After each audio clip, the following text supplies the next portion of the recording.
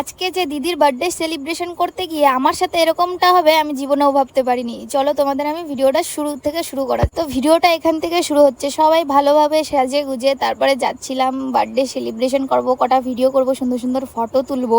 অনেক দিন আগে থেকেই ভেবে রেখেছিলাম যে দিদির বার্থডেটা ব্রিজেই পালন করব, কারণ ব্রিজটা তো অনেকটাই ভাইরাল হয়ে গেছে, প্রত্যেক দিনই লোক আসে। এর জন্য ভাবলাম যে ব্রিজেই পালন করি, তাহলে সবাই দেখতে পারবে। আর এখানে দেখো কাকি, দিদি, মাসি, সবাই, জেঠি সবাই চলে এসেছে, দিদা দাদু সবাই চলে এসেছে। তাই জন্য ভাবলাম যে আর একটু ক্লিপ নেওয়া যাক। তারপরে দেখো এই যে বার্থডে গার্ল, তোমরা সবাই অনেকেই চেনো, আমার সাথে ভিডিও অনেক আছে এর। তারপরে এখানে ওর ভিডিওতে ও কিছু রিলস বানিয়ে নিচ্ছিল, আমিও বানিয়ে নিচ্ছিলাম। আর আমার তো সামান্য একটা রিলস বানাইতেই পারিনি আমি। সবই তো ভালোভাবেই কাটছিল। মাঝখান থেকে যখনই কেকটা বক্সটা খুললাম, তখনই শুরু হয়ে গেল কাউতালি। আর কি বলবো, দেখো তোমরা দেখতেই থাকো তাহলেই বুঝতে পারবে।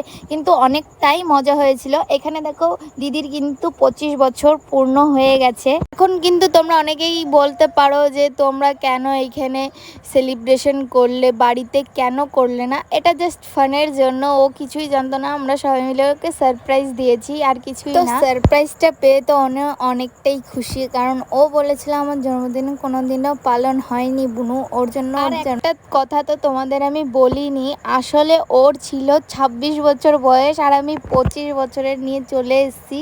আর কি বলবো, এটা নিয়ে হাসাহাসি হচ্ছিল। তো ফাইনালি মোমবাতিটা জ্বালিয়ে এলাম, ও জ্বালানোর আগেই কেক কাটে দিচ্ছে। আর কি বলবো তোমাদের, চলো মোমবাতিটা তো লিভিয়ে নিক, তারপরে আমি দেখছি।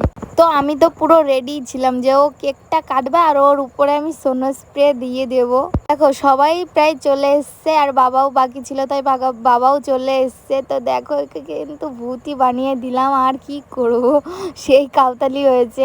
তারপরে ওদের দেওয়ার পর আমার অবস্থাটা যা হলো দেখো। এই দিদিটা মাঝখান থেকে এসে আমাকে পুরো ভূত বানিয়ে দিল।